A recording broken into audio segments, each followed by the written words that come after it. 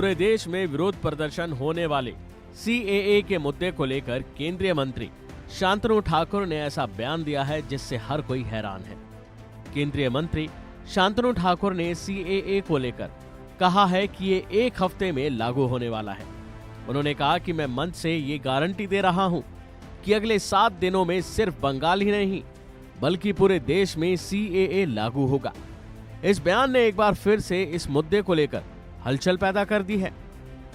जानकारी के मुताबिक केंद्रीय मंत्री शांतनु ठाकुर पश्चिम बंगाल दक्षिण 24 परगना के काकद्वीप में एक सार्वजनिक बैठक में भाषण दे रहे थे।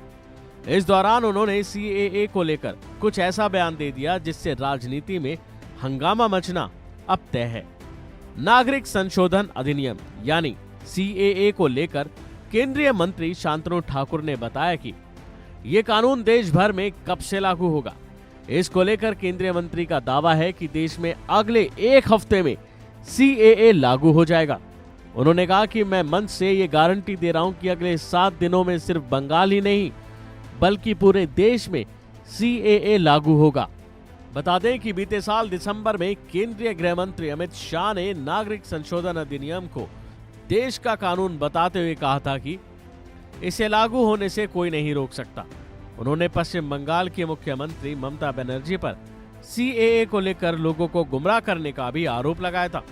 अमित शाह के बयान के बारे में बताएं तो अमित शाह ने कहा था कि कभी कभी वह लोगों को गुमराह करने की कोशिश करती है कि देश में सीएए लागू होगा या नहीं। इस पर मैं स्पष्ट कर देना चाहता हूं कि सीएए देश का कानून है और कोई भी इसको लागू करने से नहीं रोक सकता। ये हमारी पार्टी की प्रतिबद्धता है। तो वहीं ममता बनर्जी पर निशाना साधते हुए केंद्रीय मंत्री शांतनु ने कहा कि इस राज्य की सीएम कहती हैं कि अगर आपके पास वोटर कार्ड है, अगर आपके पास आधार है तो आप नागरिक हैं, आप मतदान कर सकते हैं, आप एक मतदान करने वाले नागरिक हैं। लेकिन यहां मैंने सुना है कि हजारों लोगों को मताधिकार से वंचित कर दिया गया है। मुख्यमंत्री को जवाब देना चाहिए कि इन लोगों को मताधिकार से क्यों वंचित किया गया है।